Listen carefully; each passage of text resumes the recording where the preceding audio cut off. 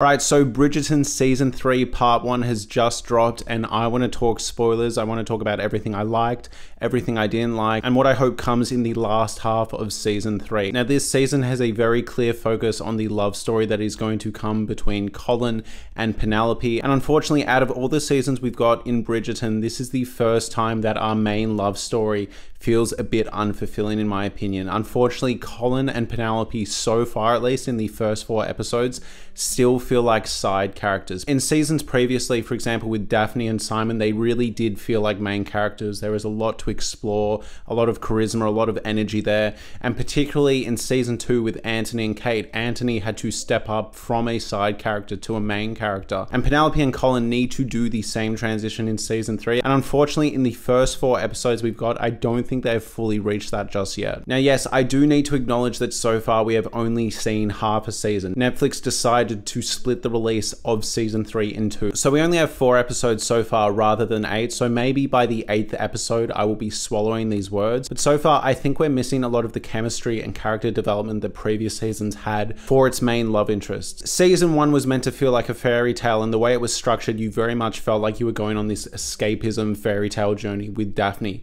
Season 2 was meant to be an enemies to lovers story, and I feel like the level of conflict that brewed between Kate and Anthony was incredibly palpable, as well as the tension that came from that situation. Unfortunately, season 3 is trying to be a friends to lovers situation, and in the previous 2 seasons I really do not think we got enough between Colin and Penelope to really get a sense of their deep friendship. We have heard them mention this deep friendship in seasons past, and especially in this season there are multiple conversations between Colin and other characters and Penelope and other characters about how deep this friendship is, but unfortunately I don't think as an audience we really feel it or have really been shown it. So this friends to lovers arc that Bridgerton season 3 is trying to take us on feels a bit forced in my opinion. It's not quite there, and these first 4 episodes really needed to sell us not only on the love story between Penelope and Colin, but in my opinion it also needed to sell us on their actual friendship and how interesting of a transition to lovers that could be.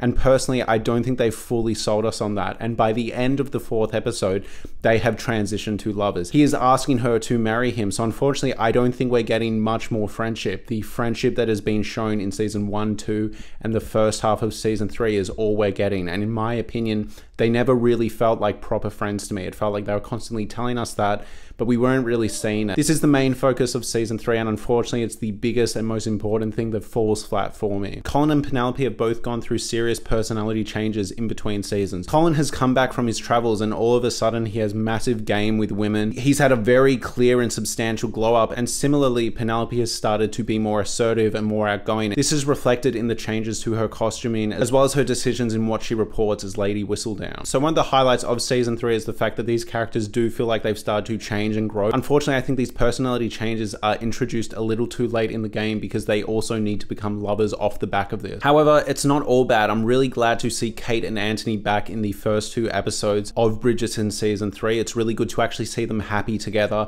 and working as a functional, healthy couple. This is something we did not get to see really in season 2, and in fact one of my big complaints for season 2 is we didn't get their wedding or their honeymoon. On top of that, I do think some of the side characters are being strengthened in season 3. It is great to see more character development given to Eloise. It's also great to see more character work given to Benedict. Now circling back to Eloise, I really do love the way the conflict is being explored between Eloise and Penelope. It was a highlight of season 2, and here I think it's probably the most compelling arc that's going on in season 3. I think the fallout of the Whistledown revelation to Eloise made for really exciting drama, and honestly the thing that's keeping me hooked into season 3 now is the fact that Colin has proposed to Penelope. He has dedicated his love life to her, but he has also made a vow to hold Lady Whistledown accountable, and obviously they are the same person, and that conflict is inevitably going to come to a head eventually, and as a viewer that is the arc I am most excited to see unfold. In this season so far, the writers are putting a lot of effort into substantiate and add a lot of character depth to Penelope. I do just think it's a little too late. I don't get why we didn't get some of this in season 1 and 2. For example,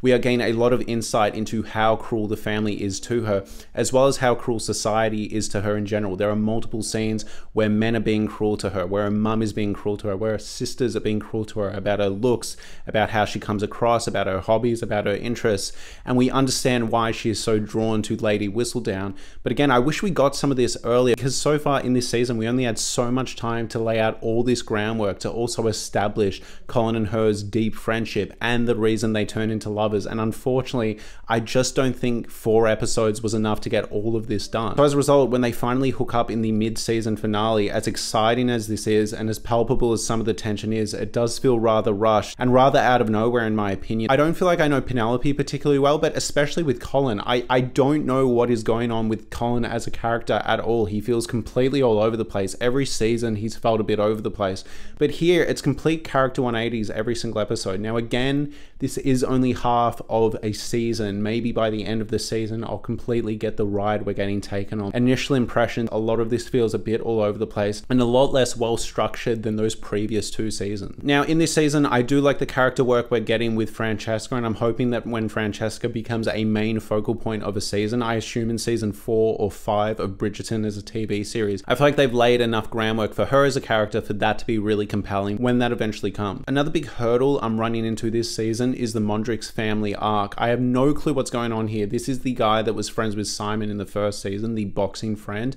He then opened a bar and now his son has come into the possession of an estate. I find this subplot boring, dull, and so far kind of useless. I have no clue where this is going so far, and unfortunately these scenes are incredibly dull and they hurt the pacing. And given how much character work needs to get done with Penelope and Whistledown and Colin, I feel like personally this could be cut and kind of needs to be cut at this point. Contrived as it may be, I did really like the scene after Penelope and Colin share their first kiss. That's sort of like, please kiss me, I need to know what it feels like.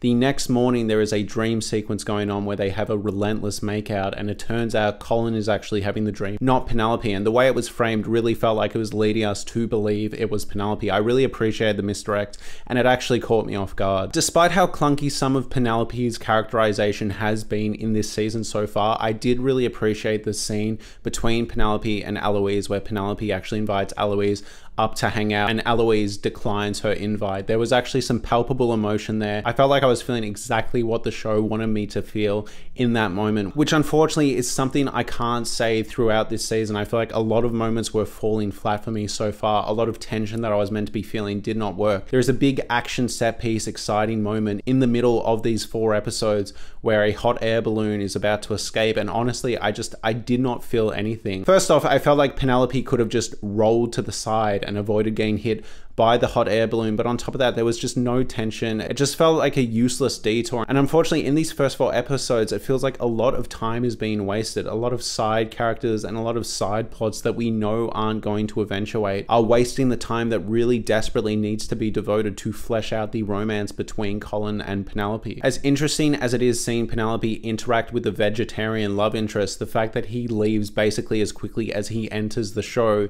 means that it just does end up feeling like another waste of time to get in the way of Colin and Penelope's friendship being substantiated and also their romance being substantiated. Again, if this was something that was explored in season 1 or 2 leading into season 3, I probably wouldn't mind as much. Given the fact these first 4 episodes needed to lay out the foundation for them getting married, I feel like we needed to cut a lot of this. I did really appreciate seeing more of Violet, especially after Queen Charlotte, and it's great to see she actually has a love interest of her own. She often talks about how into the idea of a love match she is, and it's great to see her get her own. It's bittersweet and actually a great bit of poetic justice that she is potentially going to hook up with Lady Danbury's brother. Given the fact that Lady Danbury hooked up with Violet's dad, this is appropriately messy, appropriately gossipy, and genuinely kind of an exciting plot thread that has been presented to us in season 3. Other notable moments, I love the moment where Brimsley was snooping on the Queen, reading Whistledown. Given what we saw in Queen Charlotte, how substantiated the relationship between Brimsley Brimsley and the Queen was. This was just a great little moment. I love to see Brimsley back. I love to see the Queen back, and that was just such a cute little moment. I love their little banter after that moment too. The Queen is better this season. She is strengthened this season due to how good that Queen Charlotte spin-off season was. However, I do actually feel like we've taken a step back. She does feel like a bit of a paper thin character again after everything we learned from Queen Charlotte. On top of that, what's going on with the grandchild? What's going on with that whole thing that we spent all that time exploring in that season? Regardless, another notable thing we are exploring this season is actually an exploration and the development of the character Cetta. She was a villain in previous seasons. In fact, she was actually a main villain in season 1 and was actually one of the main reasons Daphne and Simon had to quickly get married and rush their relationship. It's great to see her develop this season, and the writers are going to a lot of effort to actually substantiate her character. Unfortunately, I do feel like the scene where her dad burst in the room and basically told her in front of Eloise not to hang out with Eloise, rather rushed. It felt a bit abrupt and a bit short, and I feel like if that scene was given time to breathe and we got more insight into the relationship between the dad and between Cetta, I just feel like it could have been a lot stronger and a really haunting, powerful moment. But all of this said, the Bridgerton seasons, Bridgerton as a whole, solely relies on how strong the central romance here is, and unfortunately, the central romance here, I'm just not buying. Not enough time has been given. I feel like I do not know either party very well. This isn't all on Penelope, it's also on Colin. I do not know Colin well enough as a character to really get into this relationship, and this show had 4 episodes to really sell us, and I don't think it's accomplished that just yet. Yes, the hookup scene in the carriage was appropriately exciting, but unfortunately I feel like a lot of that was just good music choices, good visual storytelling, but the characters themselves, once I start give you a thought, I'm just not buying it. The scene works in isolation. It's an exciting central scene, but when I think about what it means for the story, when I actually realize that these characters are getting married and this is going to be the main focus of the rest of the season, I'm not sure I'm completely sold yet. I hope I'm not alone in this. I'm really wondering what you guys think at home, but like personally for me, so far this season is clearly the weakest. The music is noticeably better than the first 2 seasons, but aside from that, I feel like the production value has taken a dive. A lot of the sets feel a bit empty, the storytelling feels a bit clunky, a lot slower, and I'm actually a bit nervous so far. I really do hope the last 4 episodes are a bit stronger. I am trying not to hate on this show, because if you look back and you watch my other 3 videos on Bridgerton, I actually love the first 2 seasons and adored Queen Charlotte, and in fact I actually defended season 1 way more than most people, so I'm really rooting for this show in the back end to bring it home. And I do actually have to say, I think Netflix has done this show a disservice by splitting it in 2. This is always a bad decision when streaming services split a season that was shot to be a full 8-episode season and they split it in half.